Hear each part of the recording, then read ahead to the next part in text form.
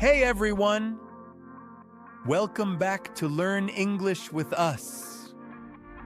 I'm Steve, your English coach, and this is episode 8 of our series, The Best Way to Speak English. In the last episode, we talked about how to listen like a child and how your brain learns naturally when you stop forcing it. And today, we're going to talk about something every English learner needs to know. The difference between real English and textbook English. Oh, I love that topic because sometimes I understand English lessons perfectly, but when I watch a movie, I feel lost. Exactly.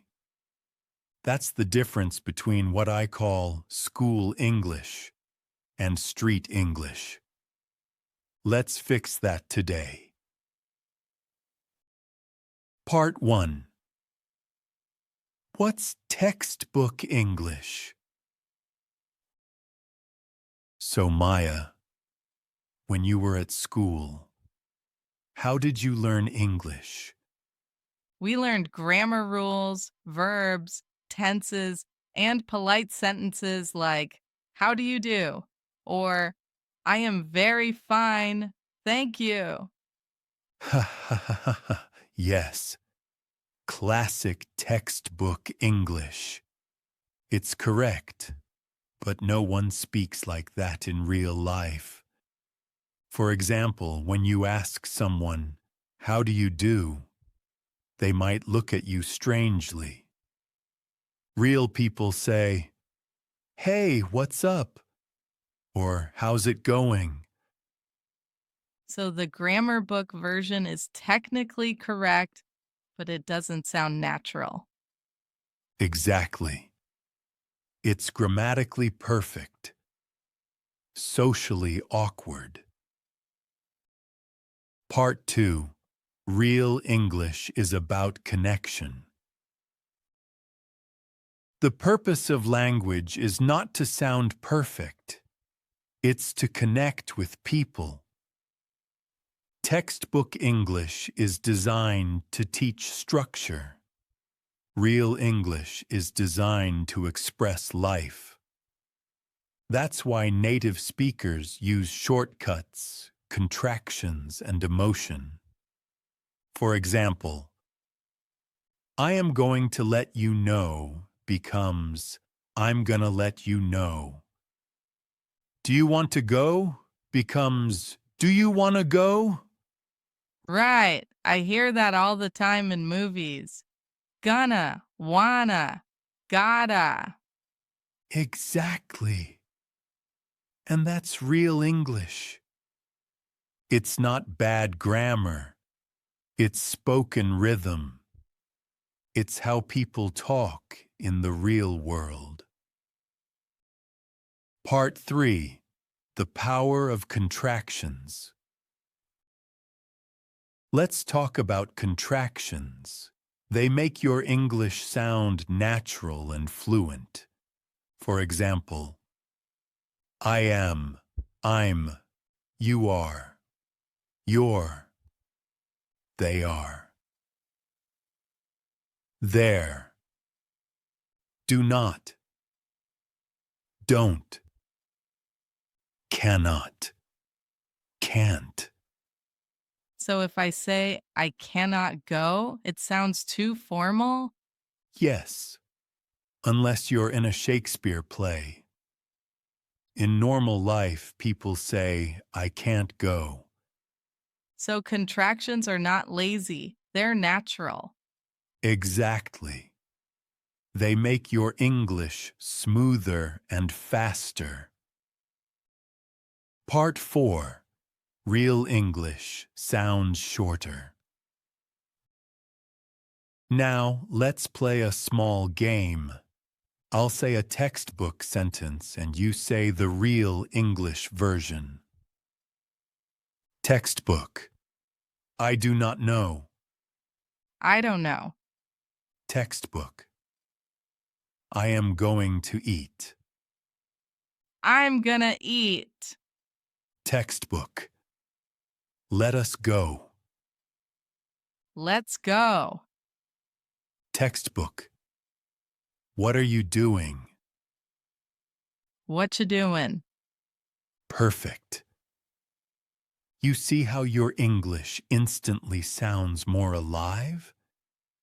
Yes, it's faster, more natural, and it feels easier to say.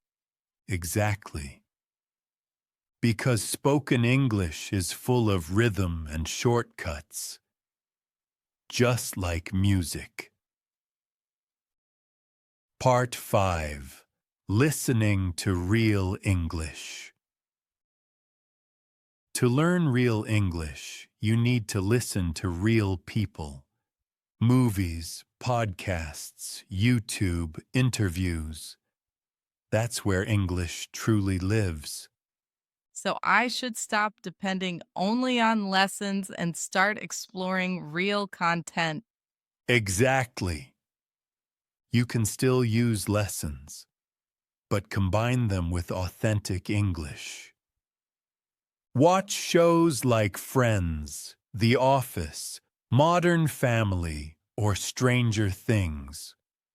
Listen to podcasts or vlogs where people speak naturally, not slowly, but clearly. And don't worry if you don't understand everything at first. You're training your ear to feel real English. Part 6. Slang, idioms, and everyday phrases.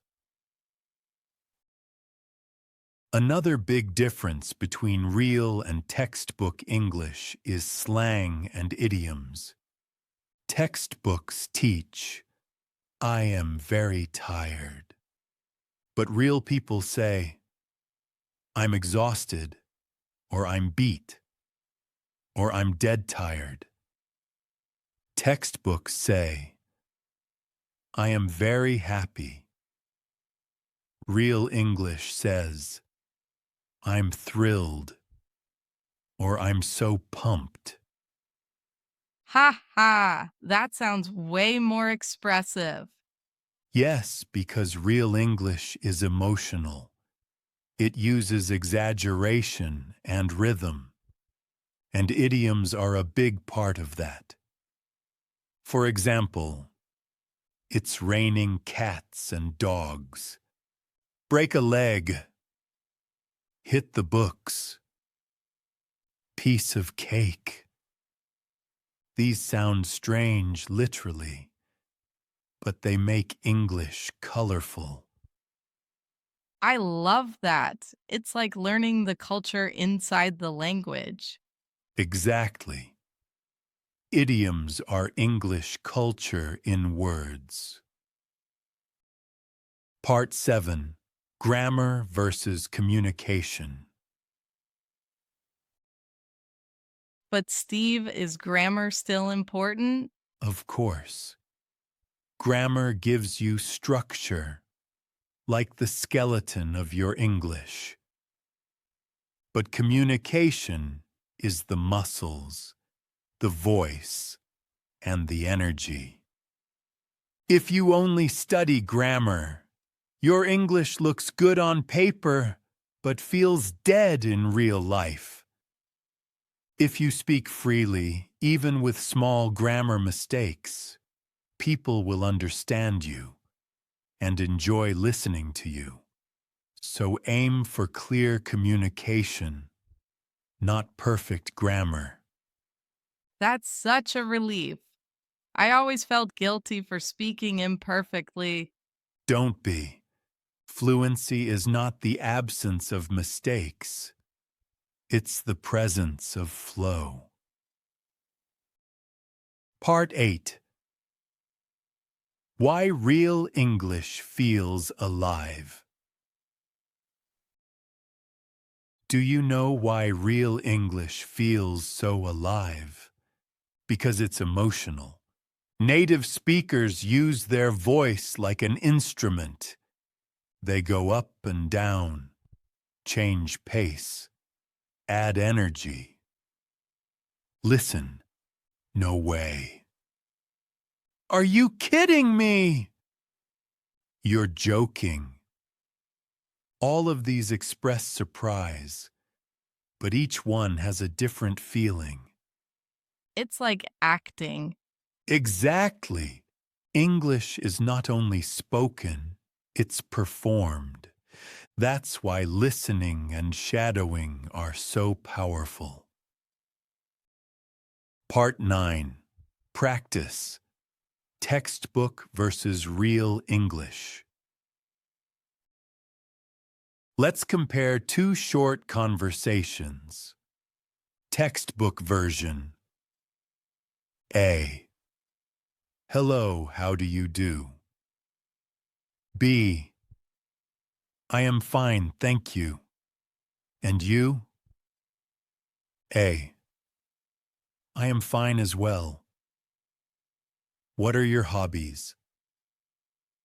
B. I like reading books and playing sports.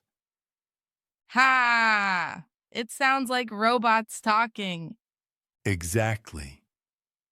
Now here's the real English version. A. Hey, what's up? B. Not much, you. A. I'm good.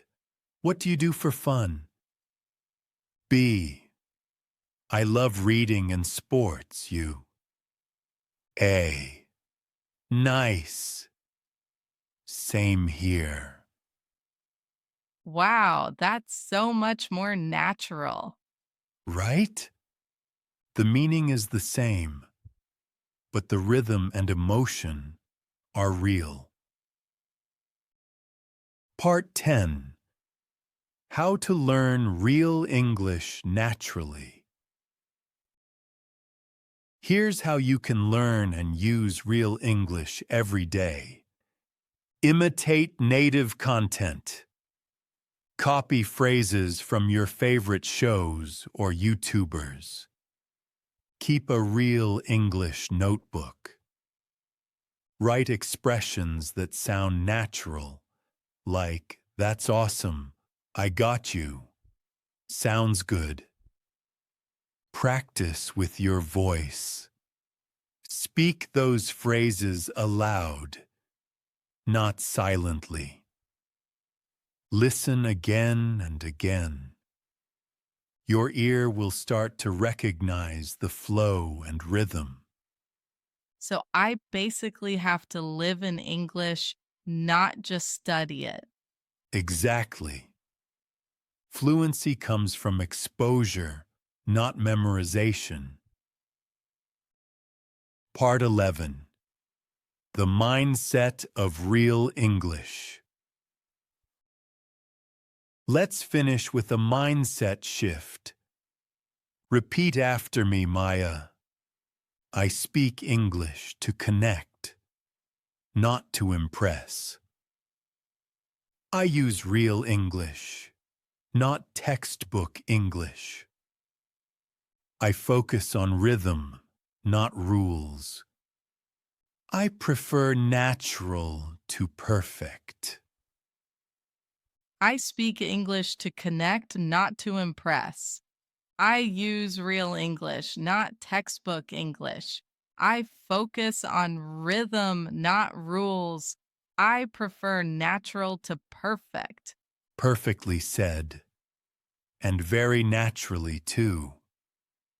All right, everyone. That's it for today's episode.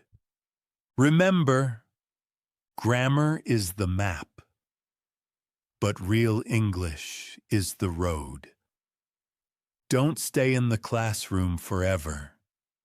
Step outside, listen to real voices, and live the language. And in the next episode, we'll talk about something just as powerful: how to build real confidence with real conversations. That's exactly what I need. Perfect. Then you'll love episode 9, Boost Confidence with Real Conversations. We'll show you how to handle real-life English situations without fear. I can't wait. See you soon. And until then, speak naturally, listen actively, and always choose real English. See you soon, Steve. Bye, everyone. And remember, speak real, not robotic.